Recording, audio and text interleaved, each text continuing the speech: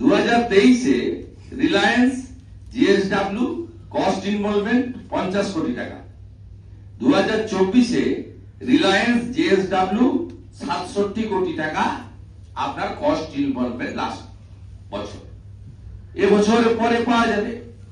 এবারে আপনাকে বলি, এই যে আপনি যোগ করে ফেলুন 2015-তে 2,43,000 থেকে 2024-এ 4,40,000, টোটাল প্রায় 20 লক্ষ কোটি টাকার মতো ইনভেস্টমেন্ট এখানে মৌ করা হয়েছে। এবং 2015, 54, তারপরে লাস্ট 212, টোটাল যদি এই সংখ্যা আপনি যোগ করেন তাহলে দেখবেন 800 মৌ সাইট।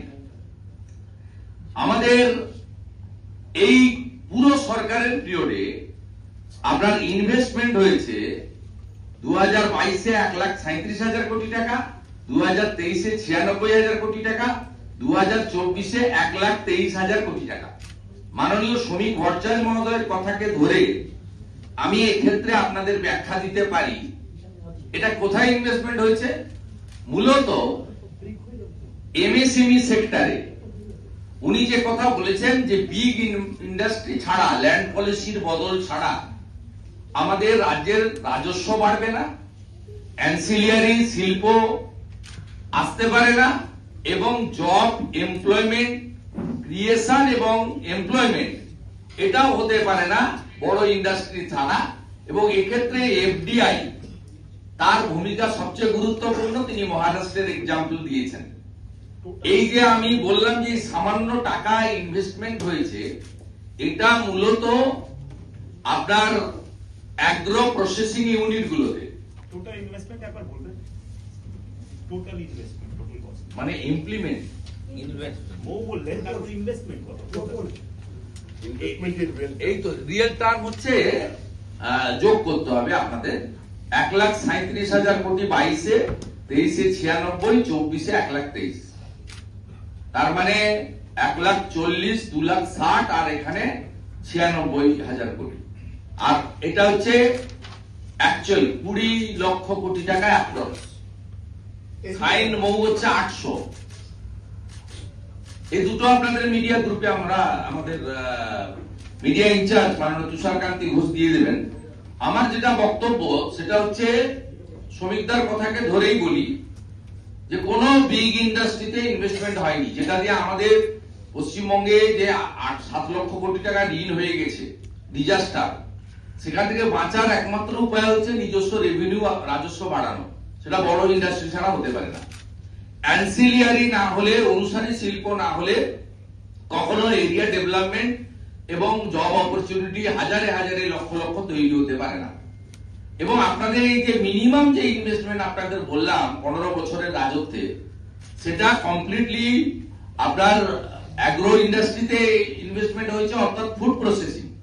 ফুড প্রসেসিং এ কিছু হিমঘর, কিছু আপনার ওই আনারস থেকে কিছু জিনিস, লিচু থেকে কিছু, আম থেকে কিছু ফ্রুট জুস, এই ছোট ছোট 20 কোটি, 25 কোটি, 30 কোটি, 50 কোটি, হার্ডলি 100 কোটি, এবং ব্যাংক ফাইন্যান্স করে। এবং এটাও হয়েছে প্রধানমন্ত্রীর বদান্যতায়, পিএমইজিপিতে, এবং মুদ্রা যে স্কিম যেখানে 5 কোটি টাকা পর্যন্ত আপনার দিচ্ছে। এবং আপনার সেখানে স্মল স্কেল ইন্ডাস্ট্রির ক্ষেত্রে, এমএসএমইর ক্ষেত্রে এই মেন ইনভেস্টমেন্ট হয়েছে।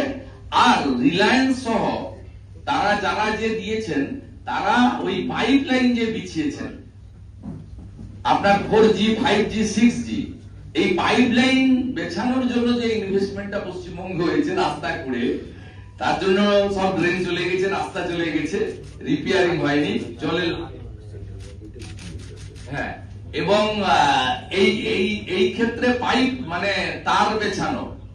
আর বাকি এখানে আপনার পোর্ট, এনএইচ, রেলওয়ে এবং এয়ারপোর্ট অথরিটি অফ ইন্ডিয়া, তারা যে ইনভেস্টমেন্ট করেছেন, এই সামান্য ইনভেস্টমেন্টের একটা বড় লার্জ মানে সেকশন, মানে ফান্ড, লার্জ পোর্শন, এটা কিন্তু সেন্ট্রাল গভর্নমেন্টের যে বিভিন্ন আন্ডারটেকিং রয়েছে তাদের ইনভেস্টমেন্টেও এই ক্ষেত্রে ধরা হয়েছে।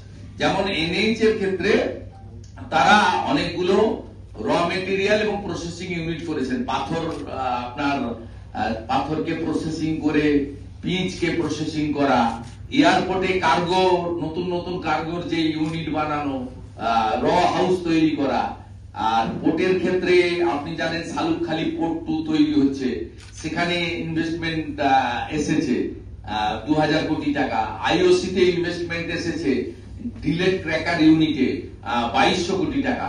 এইগুলো যদি ধরেন অ্যাকচুয়াল পশ্চিমবঙ্গের যে বিজিবিএস এ এখনো পর্যন্ত বিজিবিএস অর্গানাইজ করার জন্য যে 500 কোটি টাকা শুধু উপহার, ভাষণ, খাওয়া দাওয়াতে খরচ হয়েছে 500 crore অ্যাপ্রক্স, সেই তুলনায় এই রাজ্যে ইনভেস্টমেন্ট জিরো।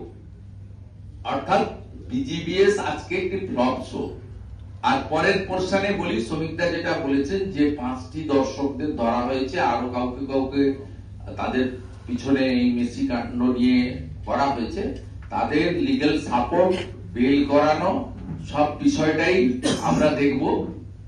আমি যে পিলটা করেছি আগামীকাল সেটা আছে, সেখানে আমাদের লয়াররা এই ফলস এফআইআর গুলোতে স্থগিতাদেশ চাইবে, স্টে চাইবে।